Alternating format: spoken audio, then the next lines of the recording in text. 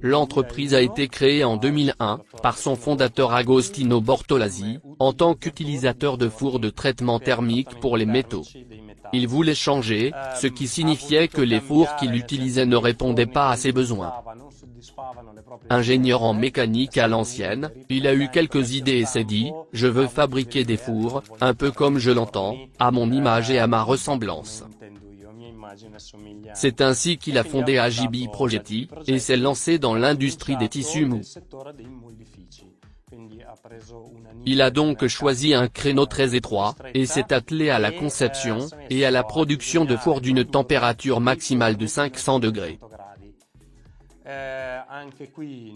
Ici aussi, nous utilisons toutes les résistances électriques. En outre, nous appliquons, depuis plusieurs années, certaines technologies, telles que les panneaux à écran tactile. Enregistrement des données de production sur Excel, enregistrement des données dans un fichier. Ensuite, nous avons une partie de trempe où nous montons jusqu'à 1100 A.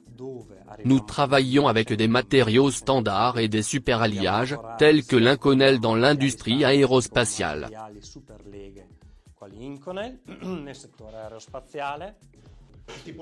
Quel type de résistance utilisez-vous dans vos processus?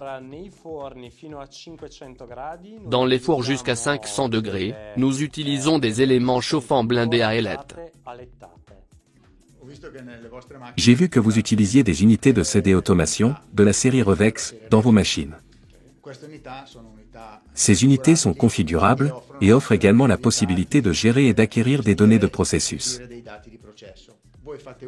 Utilisez-vous cette technologie, ces fonctionnalités offertes par l'unité?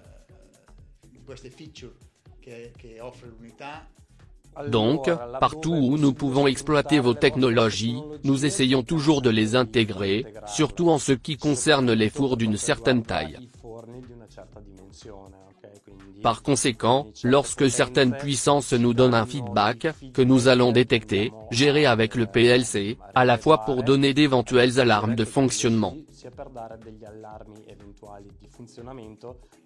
et précisément pour archiver les données de processus, dans le but, comme je l'ai dit précédemment, de donner aux clients des machines qui sont de plus en plus technologiques.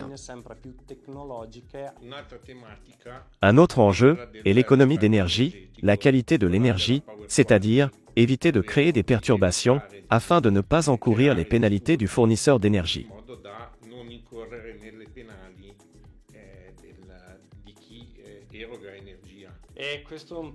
C'est un sujet qui nous tient à cœur. Pourquoi? Parce que dès la création de l'entreprise, l'une des philosophies du fondateur était de créer des machines de qualité, mais une qualité non seulement dans le traitement, dans les pièces utilisées pour les construire, mais aussi une qualité dans le respect de l'environnement.